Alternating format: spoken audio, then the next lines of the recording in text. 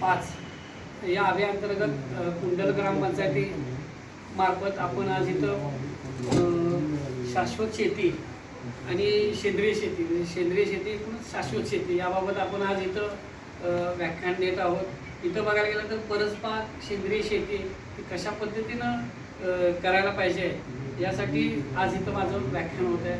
महत्त्वाची गोष्ट अशीच की देशी गोवंश या सेंद्रिय शेतीमधला महत्त्वाचा घटक आहे की देशी गाईची जी 5 गोष्टी आहेत शेण, गोमूत्र, दही, दूध, तूप हे वापरूनच तुम्ही सेंद्रिय शेती करू शकता।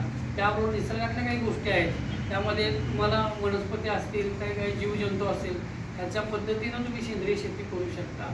आता मी ज्या पद्धतीनं तुम्हाला सांगितलं की सेंद्रिय शेतीमध्ये गांडूळ खत आहे, शेणखत आहे किंवा इतर जे कोंबडी खत आहे, जे खतं आहेत ते वापरून तुम्ही सेंद्रिय शेती करू शकता।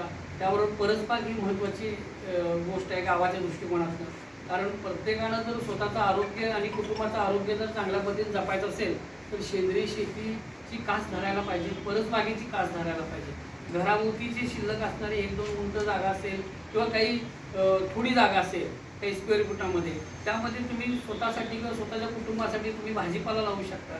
ज्या भाजीपाला आहेत, पालेभाज्या आहेत, फळभाज्या आहेत, ज्या तुम्हाला वाटतील 1-2 झाडं तुम्ही लावून त्याच्या माध्यमातून तुम्ही तुमच्या कुटुंबाची जी दैनंदिन गरज आहे भाजीपाल्याची तुम्ही भागवू शकता आणि तुमचं कुटुंब शाश्वत होऊ शकेल, सदृढ होऊ शकेल। आणि जो आरोग्याचा खर्च आहे जो आज प्रत्येक घरामध्ये अपरिहार्य झालेला आहे, तर प्रत्येकाला काही पैसे आरोग्यासाठी तुम्हाला द्यावे लागतात, डॉक्टरला द्यावे लागतात, तर ते तुमची महत्त्वाची गरज आहे ती गरज ओळखून तुम्ही परसबाग करावी। आणि